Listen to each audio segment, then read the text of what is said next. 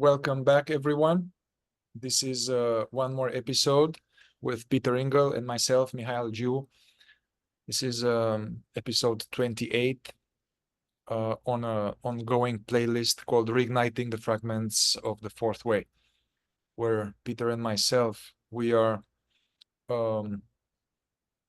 picking up the most important, relevant, practical, useful concepts from the Fourth Way, Gurdjieff teaching, and we are sharing about it theoretically as well as experientially, practically, from our knowledge as well as from our experience with these ideas. And at the same time, we are aware of the context of these non-dual teachings, non-duality. And then due to me being a somatic psychotherapist, I am influenced and I have verified these concepts also from a point of view of say clinical perspective or a pain body and the somatic processing aspect. And we'll continue today. We started last time on episode 27, and then you'll have here below the playlist with all of them, all the episodes. We started to tackle this chief feature, chief weakness, some core aspect of the ego.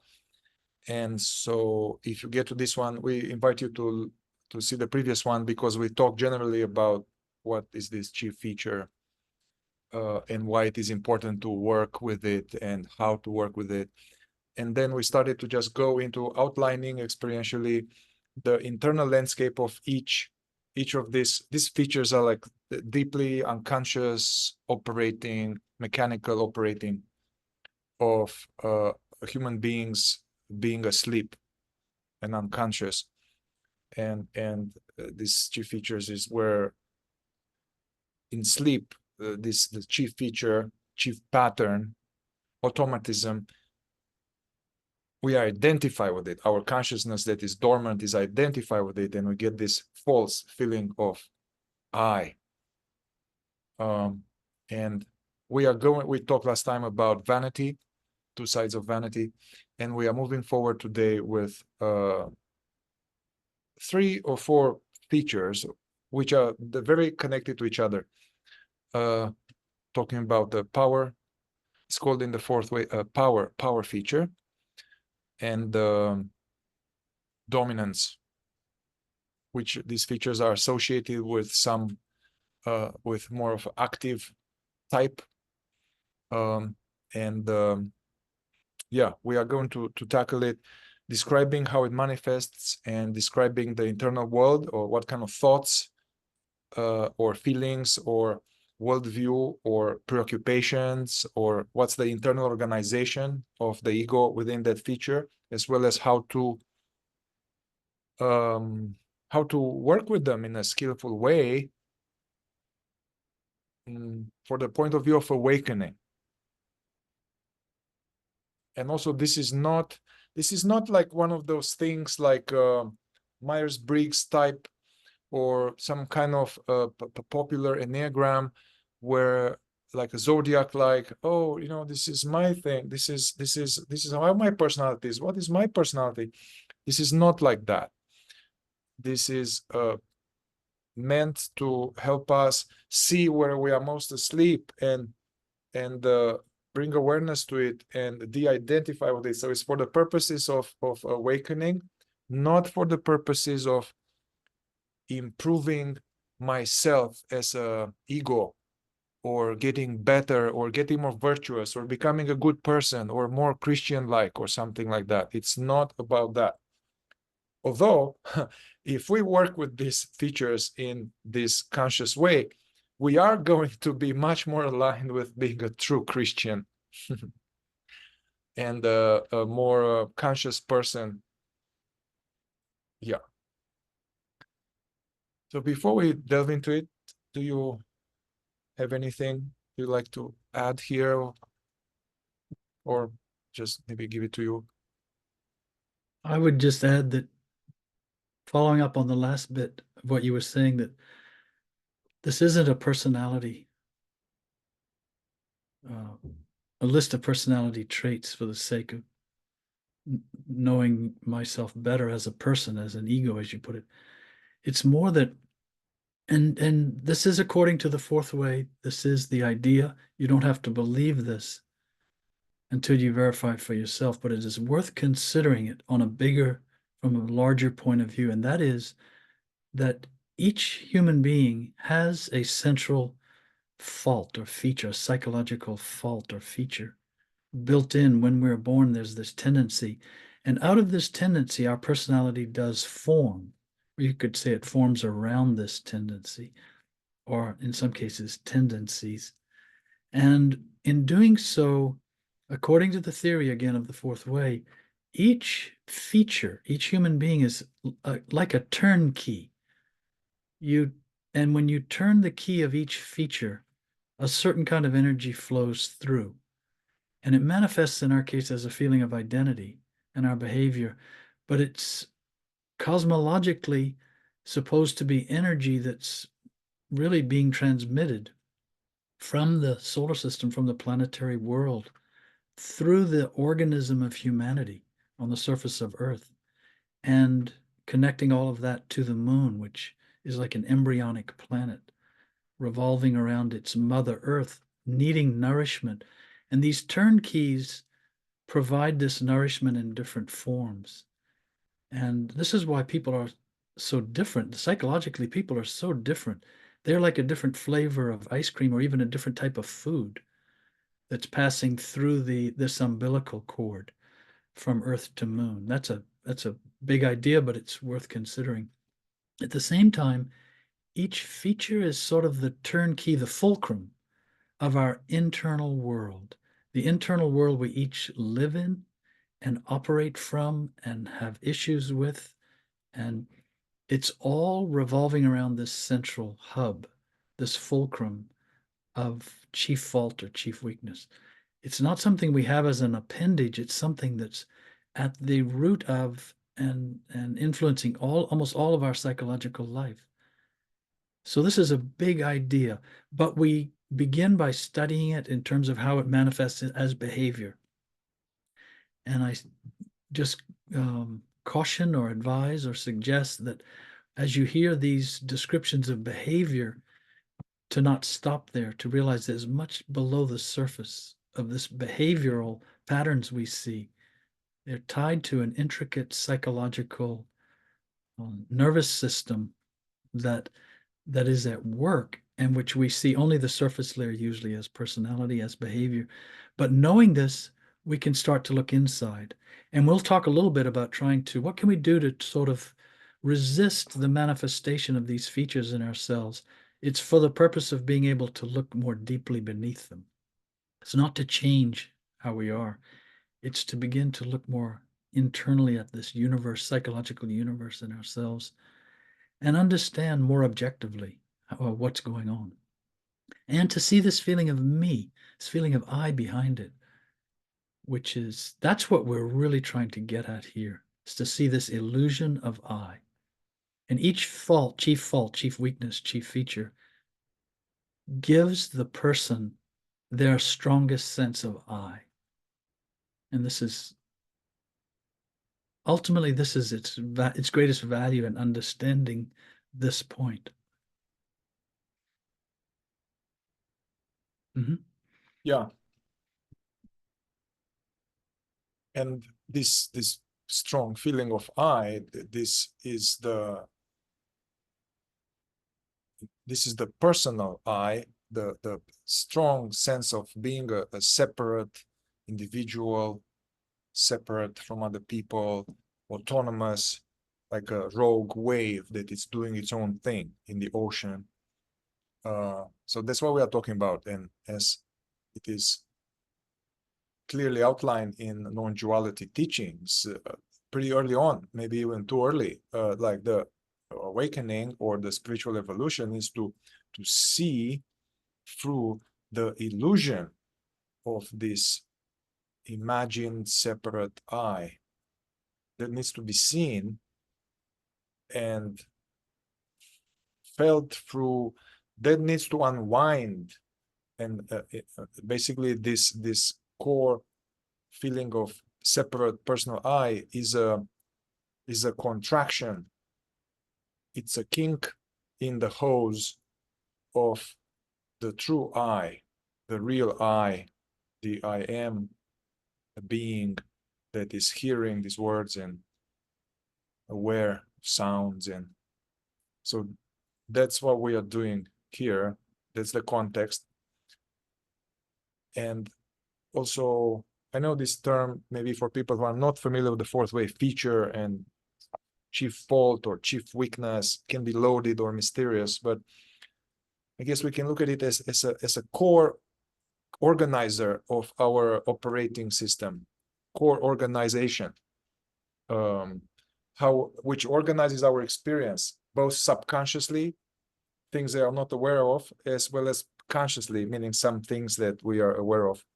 So it's a core organizer of the separate self setting when consciousness is asleep to itself. So let's get into it, Peter. Yes, it just reminds me, but too, that it's sort of, comparing it to computer, it is like the central processing unit in a computer. All the applications and the system software all have to pass all of their code and messages and so on through this central processing unit. And from there, it's parsed out, dispersed, made available. And that's a good description of what chief feature is. Everything goes through it to some extent in our psychology. And this plays out relationally, and everything is relation, basically. Everything is relation to everything else. It's like this whole organism, there is a complete connection and dynamical relational thing. And as above, so below, the whole cosmos is like that. So it happens, it's these features, they happen in relation to our intimate partners, in relation to our co-workers, in relation to people that we don't know, in relation to the world, people in general, in relation to my body, the relationship we have with my body, relationship with my mind, with my thoughts, relation I have with my desires, relation I have with money, food, and sex. And yeah, the first thing we are going to tackle this power feature that has 3 different flavors, and we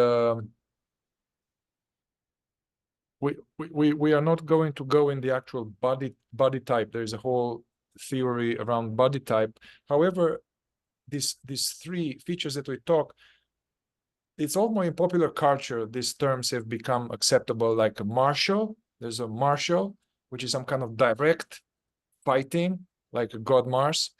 There's a jovial, jovial, and there's a mercurial. So anyway, one aspect of this martial power feature is that it's about forcing reality. It's about influencing reality or other people, trying to make things happen, trying to influence, to assert influence and control in a way that it is kind of direct, blunt, telling people what to do, telling this kind of a little, insensitive, not feeling them emotionally. It's not, doesn't come from an open heart, consideration. It's a more of a forceful tackling. There's any discomfort or any relational problem or anything in my world, some stressor, some trouble, then this feature comes in to take action, to control. And there has this quality of a little bit of a bulldozer, of forcefulness. The words, the energy can appear aggressive, can appear, this what's up, I'll tell you this. Actually, yeah. This is what I'm going to do. Or I'm going to tell you one last time here. And bossy, basically bossy, very bossy. um,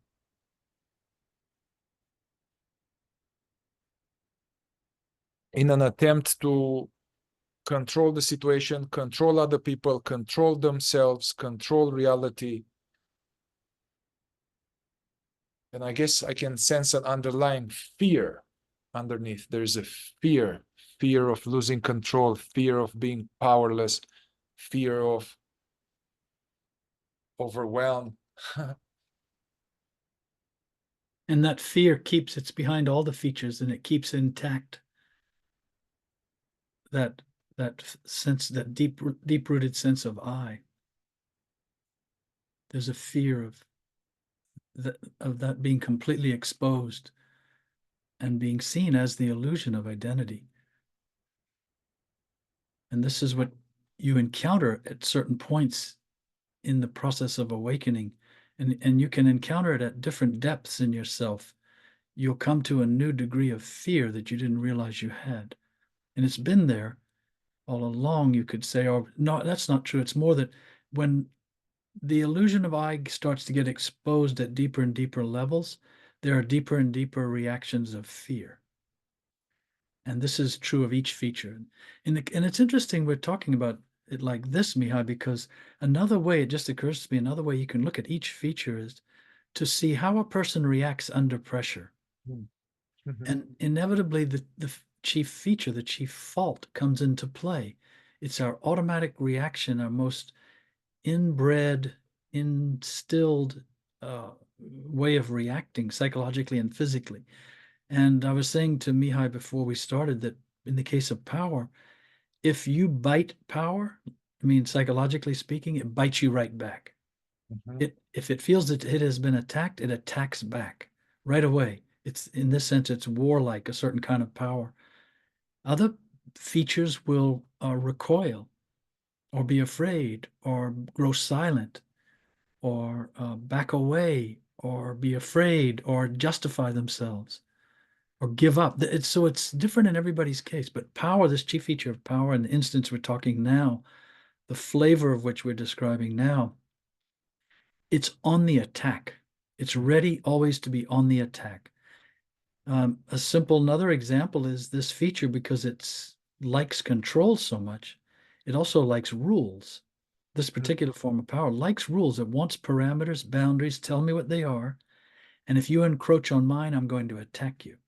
And if you don't follow my rules or you don't follow the rules, I'm going to attack you. I'm going to punish you. I'm going to show you up.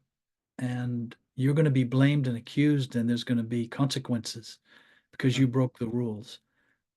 And or because you attacked me. Because you attacked me, I get to attack you, and now I'll be merciless.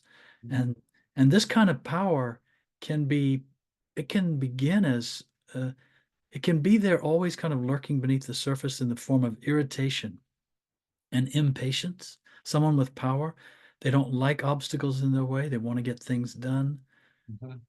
This impatience and this irritation can very quickly explode into anger.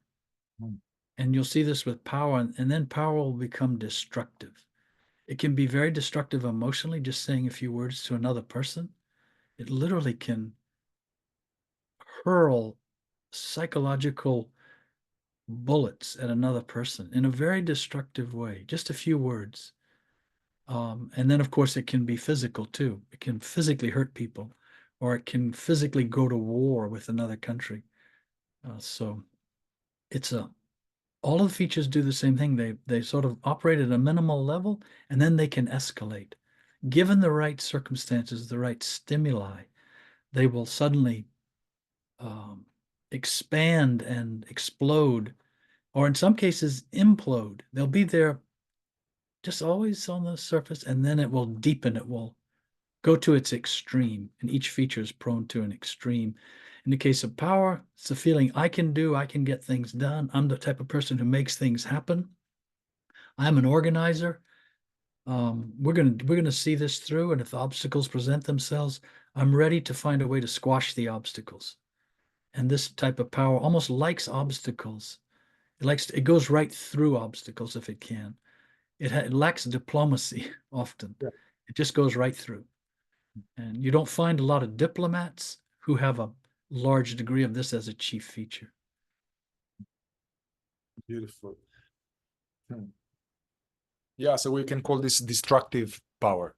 And it's interesting that now somebody can be on the spiritual path, and this can take the form of need to kill my ego, to destroy this, to overcome this, to have this attitude of power over one's mind, trying to be at war with the mind, trying to misunderstands this teaching about non-identificational thoughts and witnessing thoughts as I need to snuff them away. Each thought it comes like, no, no, still thoughts, and to fight oneself, I think that Adyashanti is a Zen non-dual teacher who might have some of this power now that I think about him as his own mechanics as a seeker. He was saying that if you go to war with your mind, you are going to be forever at war. I'm paraphrasing it. Yes, and because yeah. each feature works on itself, tries to work on itself differently too. We talked about vanity last week. Vanity tries not to be seen as being vain. Power tries to overpower itself, control itself, attack itself, go to war with itself. And it fuels, all of these features then are fueling themselves actually in the very process of the name of working against themselves or working on themselves. But this is part of what you discover as you see this and attempt to rise above it. Because each feature, when it hears about this, will try to rise above itself in its fashion. This is where it gets tricky. This is what Mayor Baba described as the guerrilla warfare of the ego.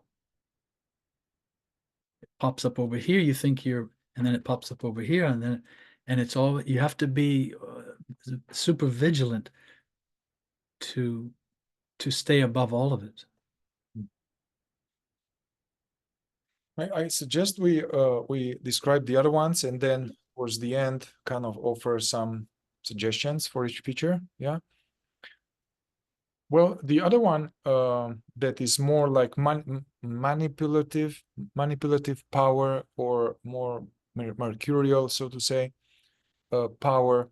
This is has the same intention in some way, to take control, to influence, to manage the situation, to manage other people, control other people, influence reality, but it is not direct. This manipulative power doesn't go direct, so it's more like indirect, and it has this quality of actually being sneaky and hiding one's true intention, and something appearing here, some influencing here, but that there is something else is not being said.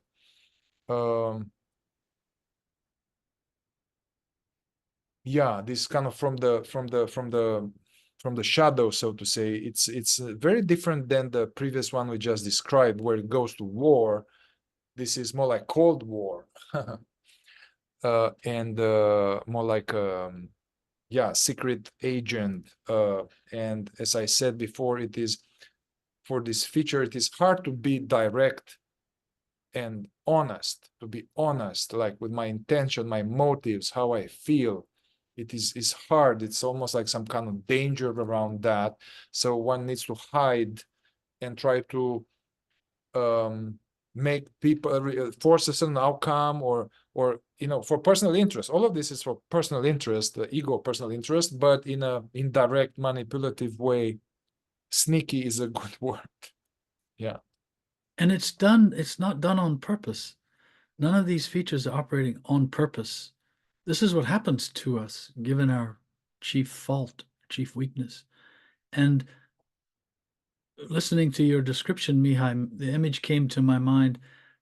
The first type of power we were describing, the more direct, destructive, blunt form of power, goes right through the front door. It just comes out, just pushes the door open, knocks it down, and comes marching in.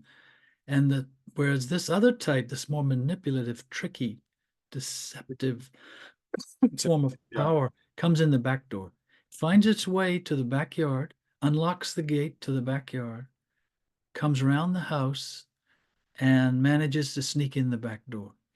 But its intention is the same, to control and to be seen as someone who's in control, and to convince itself it's in control.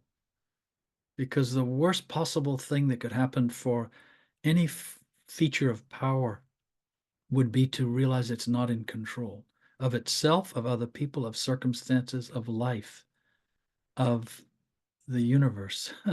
Not in control. As Peter Ouspensky said, we are like corks on the ocean, imagining that we control the waves. We are like what? Corks. We're just Cork. floating, we're just floating on the ocean, and we imagine we're controlling the waves, the current, and the whole ocean. But power is convinced that it's in control and that it can control. And it can, in this case, either directly or indirectly, as we're describing. Yeah. Interestingly, too, like all features, power appears a certain way, it manifests a certain way as though it's strong. Strength is a big thing with power. It has strength, it has force, it has power. And it is very actually defensive.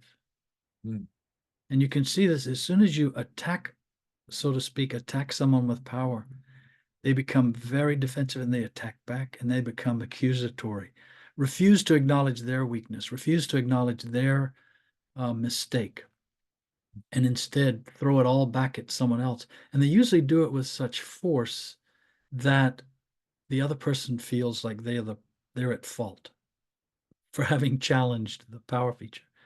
And the manipulative form of power will find all sorts of excuses. That's how it will become defensive and defend itself.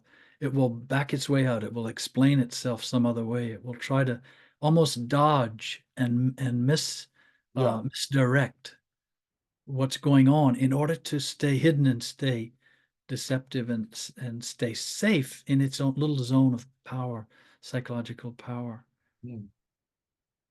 Yes, these features are, we're talking about objective psychology. You know, this is the one of the to me, one of the, there are many, of course, but they're one of the many strengths of the fourth way. This delving into the human psychology in this fashion and looking at it through this lens can be so revealing and very practical and very self-revealing. Yeah, like the fourth way, the fourth way aspect, the psychological aspect of the fourth way, because there's a cosmological aspect too, but it's the studying the psychology of sleep and the psychology of possible evolution. How about the other power? There's one more. Would you speak a little bit about that? Yes, this is the first two types we've described are what the fourth way calls active and negative, meaning negatively polarized, a negative charge, and very active. It's this power in those first two cases we described, it's actively asserting itself. And the third kind of power, it's also manipulative, but in a more roundabout way, a more diplomatic way, this is power that will try to persuade, power that will sometimes try to charm to get its way. It's the typical salesman who charms you and may charm you for days or weeks even, all with this long-term strategy of getting you to come around to making the purchase. And this is not just selling goods, but selling our point of view or selling our perspective, and spending a lot of time almost doing a marketing campaign psychologically with other people to get its way, to get other people to come around to its way. And it can seem less harmful But what's harmful about it, of course, is there's this feeling of I behind this form of power too. I know well what the best outcome can be here. I'm going to, instead of going the front door or instead of sneaking around the back door, I'm just going to wrap my hands around the entire house and sort of embrace it until it succumbs to my way of wanting things to be. But like the other two, it's a form of wanting to control the outcome of circumstances, events, the world, imagining oneself as a person who can achieve the end result that they choose, and even seemingly to do it more harmoniously, but nevertheless in a way that's reinforcing this feeling. I'm a unique individual on planet Earth. And it's usually most people don't even realize they're on planet Earth most of the time. They're just in their little life trying to manipulate their way through it in a way that they consider successful, at the expense of other people. All the features in this way are selfish. Everything's at the expense usually of, when it comes to relationships, of course, of all kinds, business, personal, family, etc. It's all about selfish, getting what I want, and then feeling better as a sense of me because of that. It seems like this last type of feature that you described, I mean, this third type of power, it's less belligerent. It's more like an almost nourishing, embracing, cultivating, developing rapport, very diplomatic. Yeah, positive almost. And it experiences the same degree of sort of pride when it does get what it wants as the second type of power we describe, which is tricky and deceiving, and then I did it, I got it. Yeah. I won. Something like this. There's this feeling of pride associated with it. The first type of power we were describing, the more blunt, direct, it's not so much pride. I know these are subtle distinctions, but it's more a kind of a sense of satisfaction, of victory. I attacked, I overcame the obstacle, I won, and now I feel satisfied as the person who once again got it done. Isn't it strange that this is all happening and people don't realize what's behind it? This feels like, well, what's wrong with that? This is me. I got it done. I feel good about myself. What's wrong with that? Nothing, except that that's not consciousness itself. That's not pure consciousness or pure awareness. It's not pure self-realization. That is the manifestation of a human being under the direct influence of what we're talking about, this chief feature, this mechanism, psychological mechanism that if you could take it out, if you could strip it out of the human psyche, there would be no real central sense of I. It would all be physical. It would just be the body feeling like a singular body. But this is the pivot of our psychological identity. Yeah, I was once again, this is not because this is bad, it's sinful, it's not a good person. Basically, it's compulsive. It has an automatic, mechanical, we have no choice. It takes over. So especially this talks as we are doing is actually for people who are really working on themselves along certain lines. So you probably have already observed and verified that when this tendency comes in mysteriously, self-awareness, self-observation, self-remembering stopped, and now there's this thing happening. Yeah, so there's basically we fell asleep into the chief feature. That's what we are trying to that's the perspective here. How about dominance? Yeah. So dominance is related. All of these are from the same family. They are closely related. And the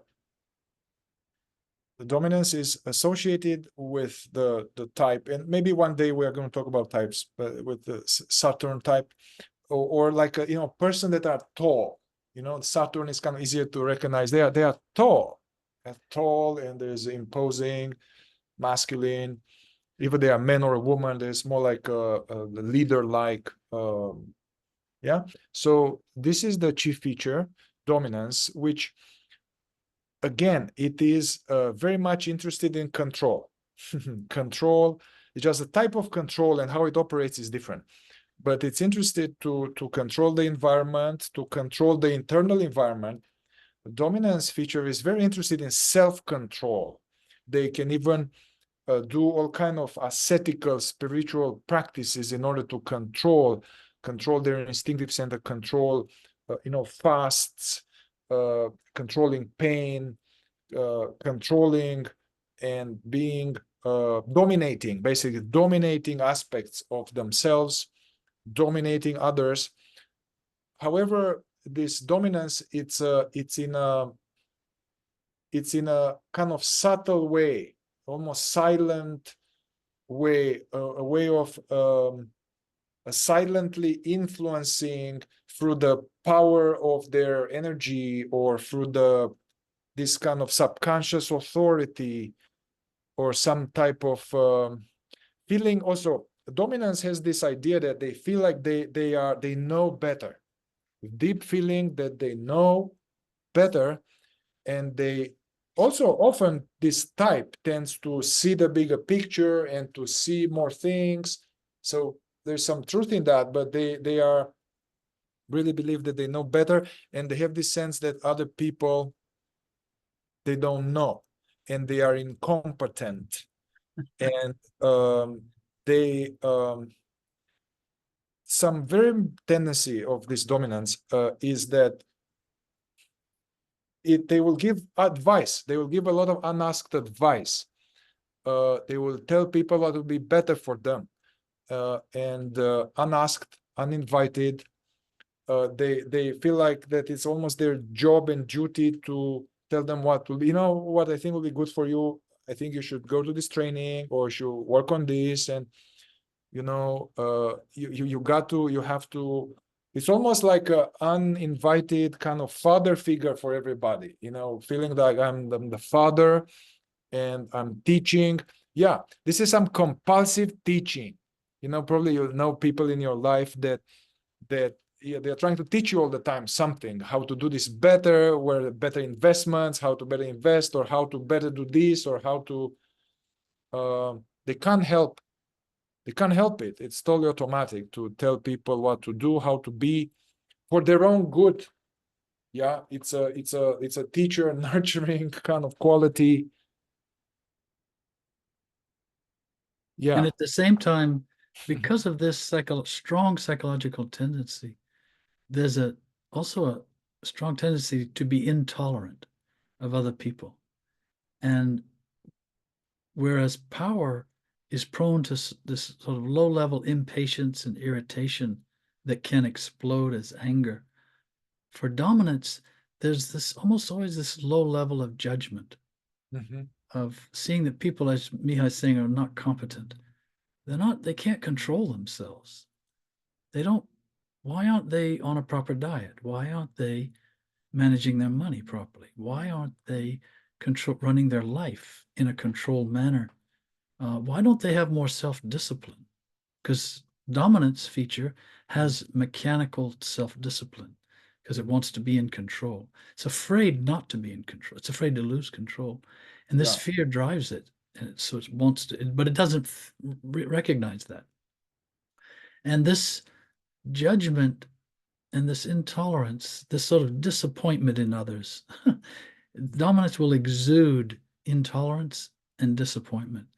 And then when it revs up internally, you won't see this necessarily externally, but it will rev up internally in the form of indignation.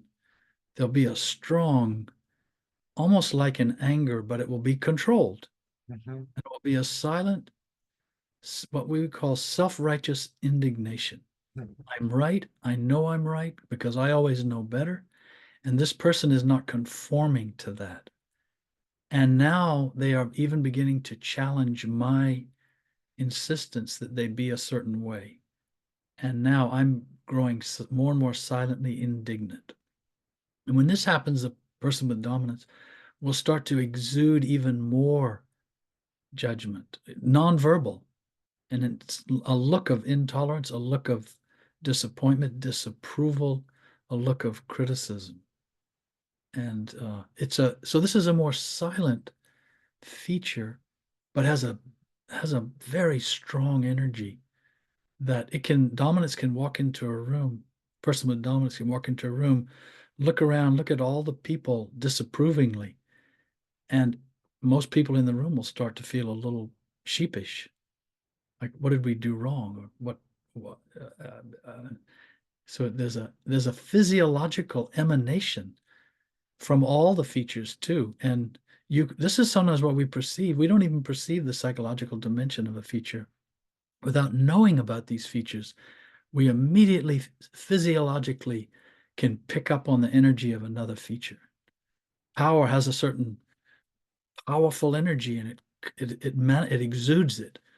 And vanity, you can see, is just like a whirling in itself. It's all about me, and it's a very different kind of energy. And then this dominance is this kind of silent storm that comes into the room.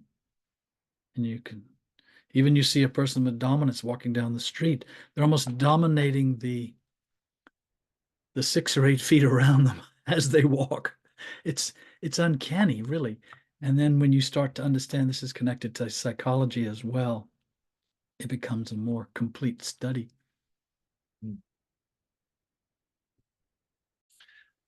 Yeah, some other thing about this dominance is that there is I guess psychologically clinically there is this sense of some kind of self-reliance, but not self-reliance in a way that it is necessarily a quality. I mean, it is a quality, but it is like, hey, since people are incompetent and stupid, I have to do it all myself.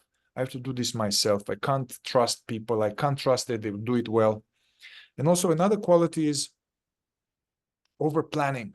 I know people, and I used to have this planning their day, planning, waking up and having a plan, very planned. Everything has to be planned and not spontaneous. And sometimes it's over planning. And yeah. Also, it's interesting. These features are level of nations. So United States and its role in the world. As being the self-appointed kind of sheriff and kind of the father of all of this, and the Romans, they had some of this. You can see these manifestations at nationwide. So Peter, what would be okay? So from the point of view of awakening, what would be some chief tips how to skillfully diminish these features without now getting in fighting them, but more skillfully a way to illuminate them and transcend them, and some useful tips what to do? Well, this is why Gurdjieff said, try to resist the involuntary manifestation. We're not necessarily trying to just nip all of these at the bud and get rid of them. It's too complex for that. This is something that dissolves gradually, partly by being seen, largely by being seen, and also through certain experiences of deep pressure, or what the fourth way calls real suffering. Sometimes that's the only solvent for a feature. But to get back to your point, I will say this: vanity thinks that the worst feature to have is vanity. Hmm. Power thinks all it has to do is control, Hmm. chief feature. Dominance, dominance sees, but it's not a big problem. for dominance. It's not something that occupies a lot of space, because after all, it's actually a strength. It's a good feature. It's good to have overview and self-control and control and all this. So this is also something to watch for. But in terms of not expressing the involuntary manifestation for power, one would be to try to resist the temptation to boss people around. Just try not to tell them what they ought to do. This is big for someone with power feature. This is difficult. To just try not to boss people around. With dominance, it can be try not to show your disapproval. Because silent will do this verbally and it'll do it silently. Try to go beyond your sense of disapproval a little bit deeper, and try to see that your idea of yourself as being the only one in control is preventing you from seeing the humanity of other people and having human tolerance for others who, like you, can't help but be the way they are. Those are two things that come to mind. Maybe you have some more, Mihai. Yeah, about the destructive martial power to kind of, how can I say it? I mean, to be more in the heart and to feel the other person, to realize the impact, the bullying element, the hurtful. I know people that have this feature and they are doing the work, and as they slow down, they are sad that, oh man, I'm like, there's a remorse of conscience. So developing this quality of not running people around and being more compassionate and feeling, less aggressive.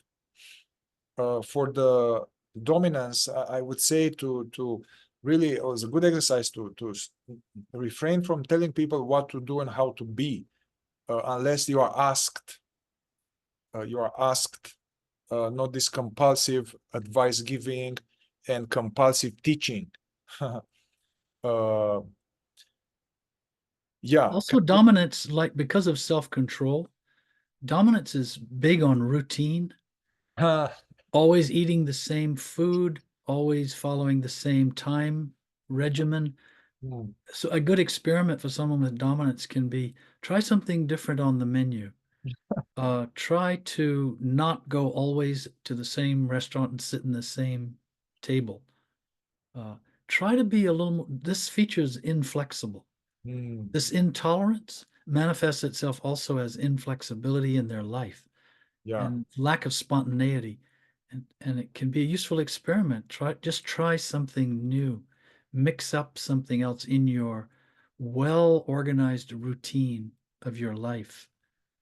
And then watch what happens, because inevitably you'll feel a little uncomfortable doing that. And it's the feature. Now this feature is being exposed by virtue of this. Not to get rid of it, but to see it. Yeah, I laughed because it's like I'm going to the same place and the same thing. Since I order the same thing, I go to the restaurant and they already know what I'm going to order. They're going to bring it to me. Why change a winning game, Well, yeah, but it's limiting reality. It's really beautiful to open a possibility.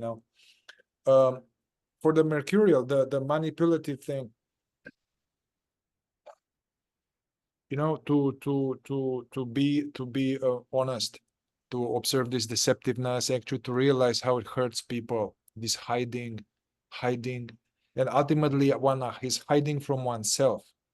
They hide from themselves. They are tricking themselves.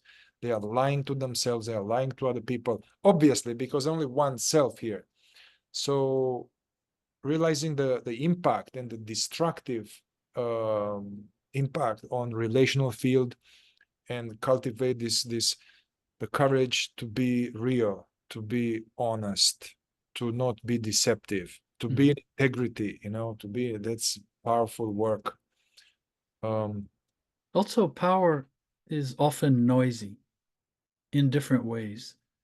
And someone who just comes into the break room at work to get a coffee or do something, if they have power, they inevitably make a whole bunch of noise. Mm. The way they walk is loud. The way they open the cabinet door, and everything's noisy. And it can be helpful if for someone with a feature of power, try and purposely to be a little more gentle and a little less noisy in your environment and with other people. And you'll see that it takes a different kind of approach, different kind of awareness to do that.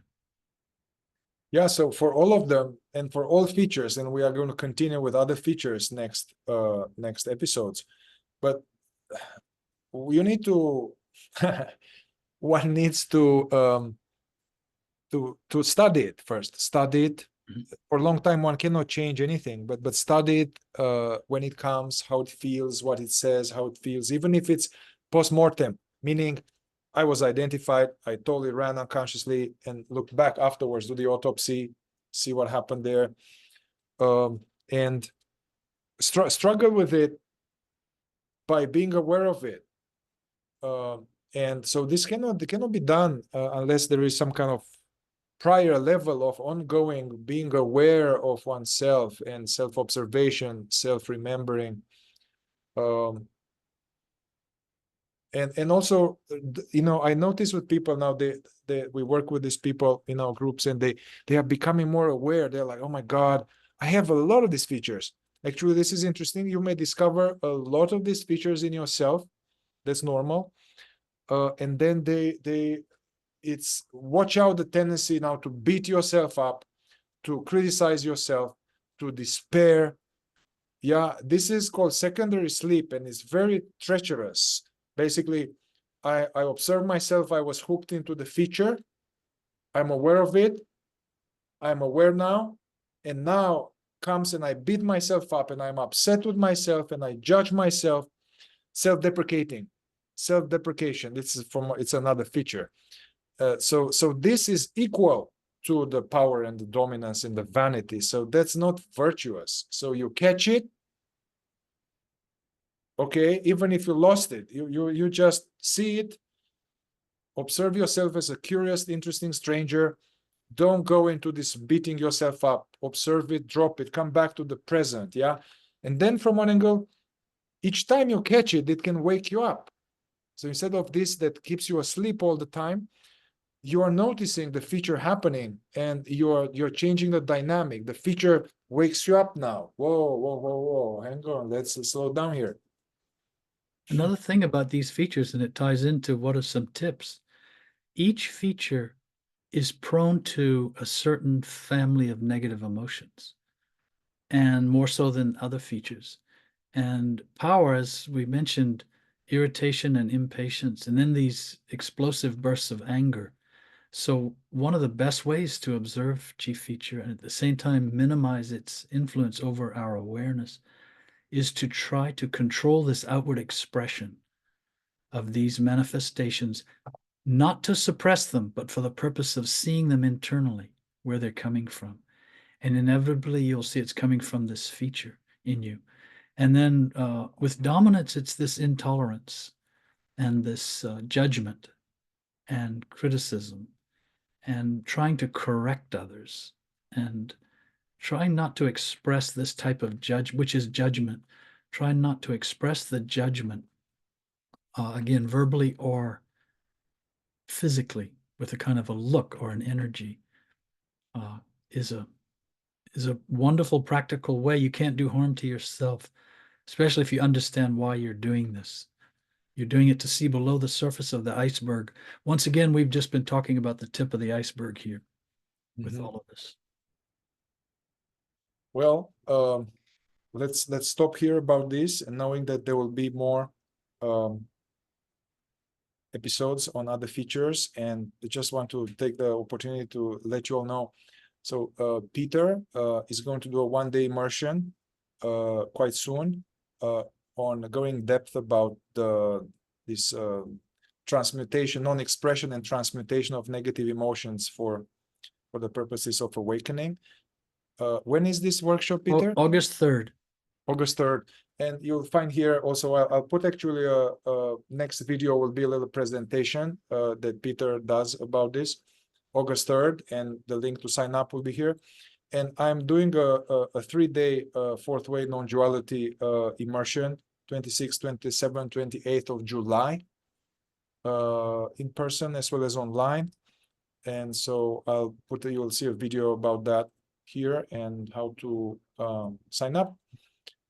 But even if you don't attend and you're interested in the work, feel free to comment, ask questions, and you can check Peter's work and my work and Peter's books. And all the best.